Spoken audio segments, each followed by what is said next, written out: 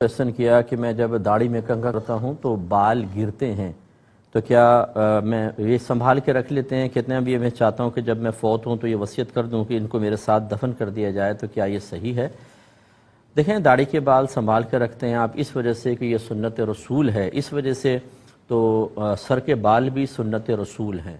ناخن کاٹنا بھی سنت رسول ہے، تو کیا ہم سب چیزوں کو جمع کر کے رکھیں؟ تو بعض اوقات ہم داڑھی کا زیادہ احترام کر رہے ہوتے ہیں، سر کے بالوں کا کوئی احترام نہیں ہوتا، وہ کنگھے سے گر رہے ہوتے ہیں، لیکن داڑھی کو سنبھال کے رکھتے ہیں۔ صرف داڑھی کو ہی میرے آقا صلی اللہ علیہ وسلم سے نسبت تو نہیں ہے، دیگر چیزوں کو بھی نسبت ہے، لیکن بہرحال آپ اگر داڑھی کے بال سنبھال کے رکھتے ہیں تو رکھیں، ان کو کہیں سائیڈ میں ڈال دیں یا دفنا دیں، زیادہ بہتر ہے۔ لیکن یہ وصیت کرنا کہ میرے ساتھ قبر میں رکھ دیا جائے، یہ ایک بے جا وصیت ہے، کیونکہ وہ بزرگوں کے بالوں میں تو برکت ہم نے دیکھی ہے کہ چلیں ان کے بال ہوتے ہیں، ان کے جسم سے مس رہتے ہیں، ان کا جسم ذکر الہی کرتا ہے یا وہ ذکر الہی کرتے رہتے ہیں تو اللہ کی رحمتوں کا نزول ہوتا ہے، تو ان کے بالوں میں بھی برکت پیدا ہو جائے، حسن ظن ہوتا ہے۔ اس وجہ سے ساتھ رکھنا اکابرین سے ثابت بھی ہے، اور خود نبی کریم صلی اللہ علیہ وسلم نے اپنے جسم اقدس سے ملی چیزوں کو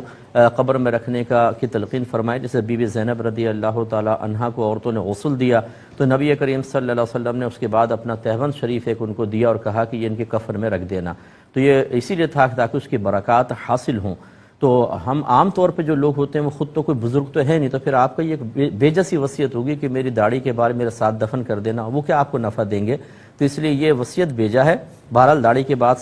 سنبھال کے رکھنا اس وجہ سے کہ یہ نبی کریم کی سنت ہے، تو دیگر چیزوں پہ بھی توجہ رکھیے گا، اور اگر دیگر چیزوں پہ توجہ نہیں کرتے تو یہ بھی کوئی اتنی زیادہ کوئی ایسی اہم چیز نہیں ہے۔ یہ اس وجہ سے میں آپ کو عرض کر رہا ہوں کہ بعض اوقات ہم ایک چیز کو ادب قرار دے کر اسے اپنے اوپر قریب بواجب کر لیتے ہیں کہ اس کے خلاف جانے کو سمجھتے ہیں کہ میں بہت بڑا گناہ کر رہا ہوں، حالانکہ یہ مطلوب شرع نہیں ہوتا۔